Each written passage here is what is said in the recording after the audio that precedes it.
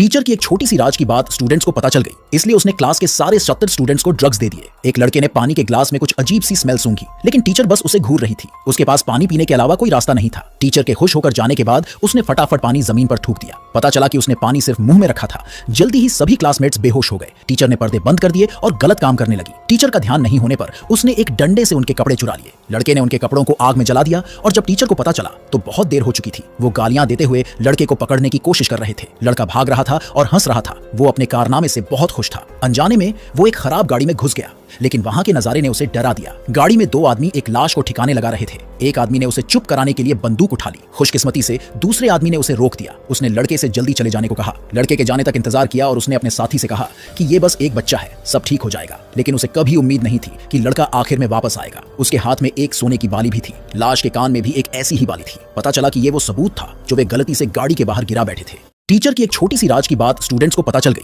इसलिए उसने क्लास के सारे 70 स्टूडेंट्स को ड्रग्स दे दिए। एक लड़के ने पानी के ग्लास में कुछ अजीब सी स्मेल सूंघी, लेकिन टीचर बस उसे घूर रही थी। उसके पास पानी पीने के अलावा कोई रास्ता नहीं था। टीचर के खुश होकर जाने के बाद उसने फटाफट पानी जमीन पर थूक दिया। पता चला कि उसने पानी सिर्फ मुंह में रखा था। जल्दी ही सभी क्लासमेट्स बेहोश हो गए। टीचर ने पर्दे बंद कर दिए और गलत काम करने लगी। टीचर का ध्यान नहीं होने पर उसने एक डंडे से उनके कपड़े चुरा लिए। लड़के ने उनके कपड़ों को आग में जला दिया और जब टीचर को पता चला तो बहुत देर हो चुकी थी। वो गालियां देते हुए लड़के को पकड़ने की कोशिश कर रहे थे। लड़का भाग रहा था और हंस रहा था। वो अपने कारनामे से बहुत खुश था। अनजाने में वो एक खराब गाड़ी में घुस गया, लेकिन वहां के नजारे ने उसे डरा दिया। गाड़ी में दो आदमी एक लाश को ठिकाने लगा रहे थे। एक आदमी ने उसे चुप कराने के लिए बंदूक उठा ली। खुशकिस्मती से दूसरे आदमी ने उसे रोक दिया। उसने लड़के से जल्दी चले जाने को कहा। लड़के के जाने तक इंतजार किया और उसने अपने साथी से कहा कि ये बस एक बच्चा है, सब ठीक हो जाएगा। लेकिन उसे कभी उम्मीद नहीं थी कि लड़का आखिर में वापस आएगा। उसके हाथ में एक सोने की बाली भी थी। लाश के कान में भी एक ऐसी ही बाली थी। पता चला कि ये वो सबूत था जो वे गलती से गाड़ी के बाहर गिरा बैठे थे।